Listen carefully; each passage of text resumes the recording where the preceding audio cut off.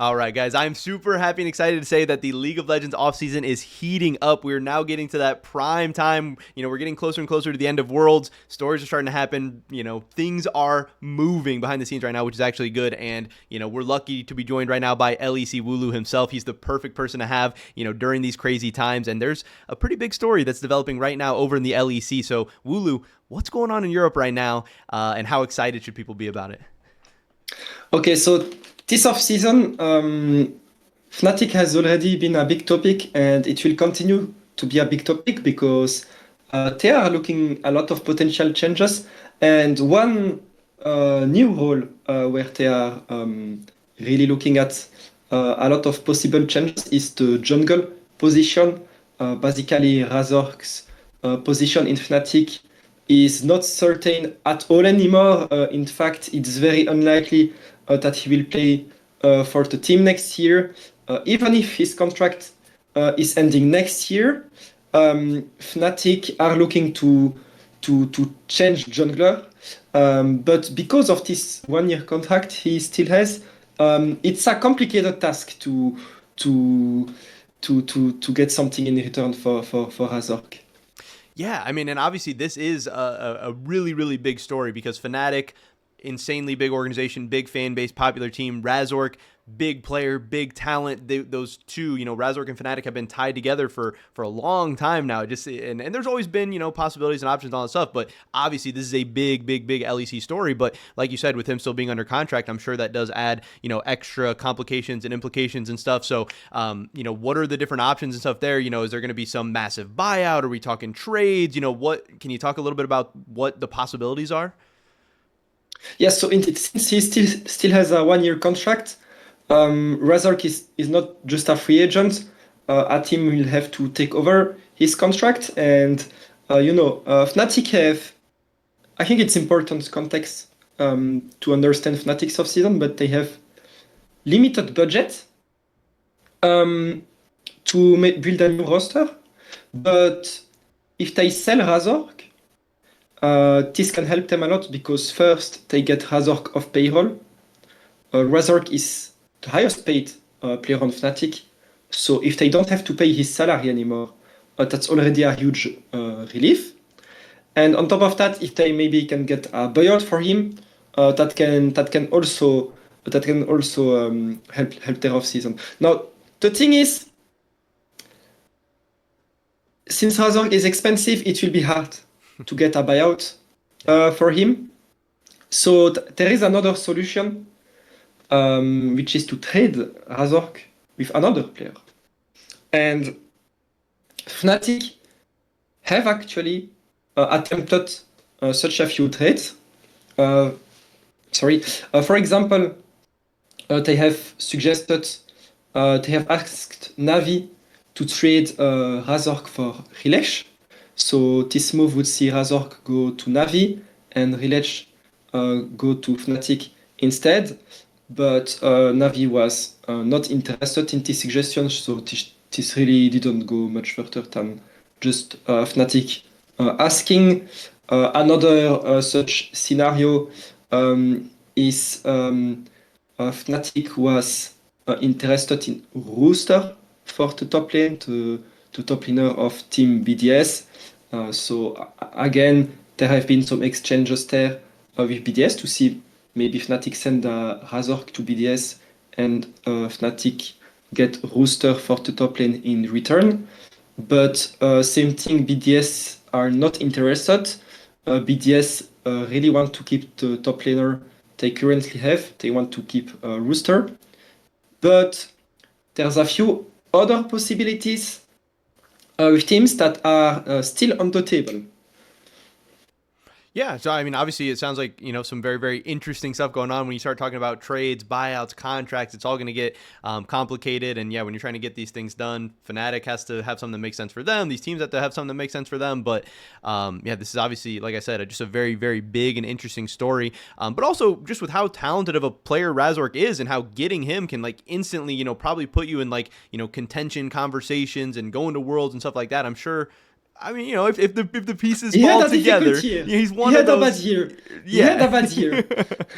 But at his best, he's got that potential. There's only so many players who, Yeah, at yeah. their best, can do that Mhm, type of stuff. mhm. So I mean, yeah, like, is the market going to be strong for him? If he is then going to be, exploring his options and figuring stuff out or whatever. If there's already some trades that maybe haven't got worked out because people haven't been interested or whatever, like, what's maybe the future options going to look like for him? What's the market going to look like for him? That type of stuff is, something people are going to be interested in as well. Mhm. Yeah, so there's a few possibilities that are still on the table because some teams are in fact interested to get Razork. One of them is Giant X, who have Isma currently as jungler, and unless they get Razork, they plan to keep Isma. Um, Fnatic has explored the possibility to swap Razork to get John the support of Giant X in return, because we know now that Fnatic has no support yet for next year. Um, but for now, this is on hold. But it's still possible that Razor joins Giant X. And another team interested is actually another Spanish team, is Team Heretics, who also are interested in Razork for the jungle position. And that is also something that's on the table. Razork has even talked with the team. But again, that is important because, and this is why trades or even a simple transfer is very difficult, but especially trades because there are multiple players, but you cannot send a player to another team if he doesn't consent, you know? Right. That would be against European law. So yes, if you want to send Razork to a new team, Razork needs to agree. But obviously Fnatic also have some pressure because Razork, it's not good for his career if he stays 1 year on the bench. If he has a bench salary. So the player is incentivized to find a new team, but it's up to him, if he wants to play for that new team or not.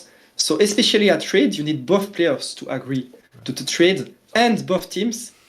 Um, and even both agents, I would say, because they can make things complicated sometimes. So it's really not easy to pull off a trade, especially because again, Fnatic needs to change players or to sell a player in order to get one in return. So it needs so much planification with different teams, see what other options they can get instead, just to make one move possible. So honestly, it's for the general manager of Fnatic, it will be so much work this off season. Yeah, and obviously with a complicated story like that could have so many twists and turns and stuff like that, that's hopefully going to be really fun for fans to follow, because if there's all these possibilities, we know, fans love, theory crafting and talking about if this and that and whatever, and this is something where, maybe some options seem cool or interesting or whatever, but maybe they're not even possible, or like you said, with all these different things going on. But to me, this is going to be a really, really fun story to watch and see how all this craziness gets figured out by the Fnatic GM, by, other teams, other rosters, stuff like that. Because there is some really, really cool possibilities, hopefully, that are going to come of this, or at least be talked about or discussed. And I know that's kind of fun to get insight on that sometimes. Of course, as always, if Fnatic is going in a different direction, if they're moving on from Razork, if he's very unlikely to return, or whatever, the exact quotes and stuff that you said, people are going to be wondering. The next question is going to be, what exactly is going to happen with Fnatic in that jungle? Fnatic, they're going to want to get back to their winning ways, want to get back to contention and competition, and having better performances at Worlds and in the playoffs and all this stuff. And do we know or have any insight to potential ways that Fnatic could be going, in the future for their jungle position? People are going to be wondering about that next too. So that depends a lot if they can pull off a trade with another jungler. But should they simply send Razork to another team?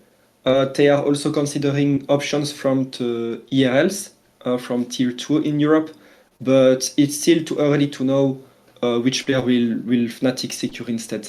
But obviously, that's a super important question, which we will keep you updated on. Of course. Hey, that's always what it's all about is, we're giving you guys the stories, we're giving you the info we know, but there's always more coming soon. The offseason always has twists and turns. There's always another story on the way.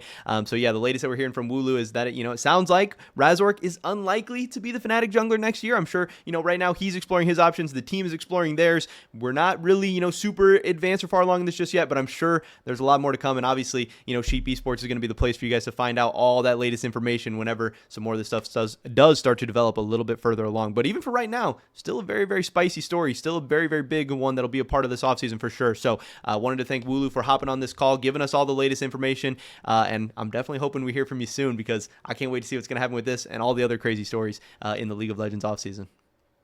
Yeah, thank you so much, Jeremy. It's always super easy to talk about off-season when you ask me those questions. So yeah, looking forward to the next video. Sounds good. Thank you, guys.